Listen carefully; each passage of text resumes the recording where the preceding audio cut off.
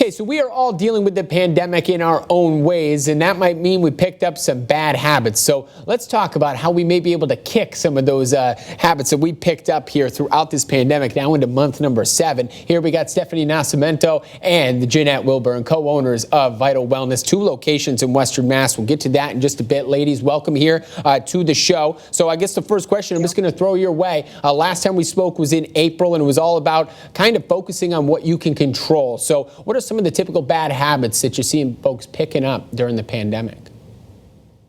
Well, unfortunately, alcohol consumption has definitely increased during this time. There was actually a recent study done on alcohol consumption, and it has increased overall by 14%. So a lot of binge behaviors have increased just in order to cope. People are really picking up a lot of sweets that they may not have consumed before, and increasing that binge eating to cope with the things that have come along with this, like stress and anxiety with the pandemic. Yeah, that's tough right there. And it's almost, we're turning to the extremes in a way to get through this thing. So you mentioned that with the sugary foods, I mean, alcohol, that's a big factor there as well. Plus, there's some sugars in it. What are we seeing right now? How is this elevating COVID risk, some of these bad habits we're picking up, even with eating? The big thing that it's doing, unfortunately, is that our extra fat cells contain COVID receptors. So if you think of a receptor as saying, come attach to me, each fat cell has COVID receptors. So when we have more fat cells, we have more receptors, and we're welcoming COVID. So if we are losing weight and we're losing some fat cells, we're creating less receptors for COVID to come on in. Oh, that's interesting there. It's a shame then that's in some cases, and we see gyms are closed down. You'd think we'd want those open when it comes to something like that for at least the benefits. So how do we break these habits? I mean, we're all trying to get through this thing together. Is there any like a surefire way? Well, I think that linking up with people, your pod, whoever your safe pod is, linking up with them and doing activities outside, anything that's really safe.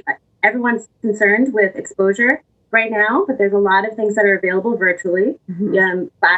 Exercise classes are available virtually. People are linking arms for accountability to do challenges together. In fact, Jeanette and I, we are not exempt. We are starting a 16-week challenge today, and we like to do that with our dieters to support them. Wow, so kind of a group effort then, in a way. You get those like-minded individuals together. So speaking of, we got like a minute left. How do you set goals? Should we be realistic with that?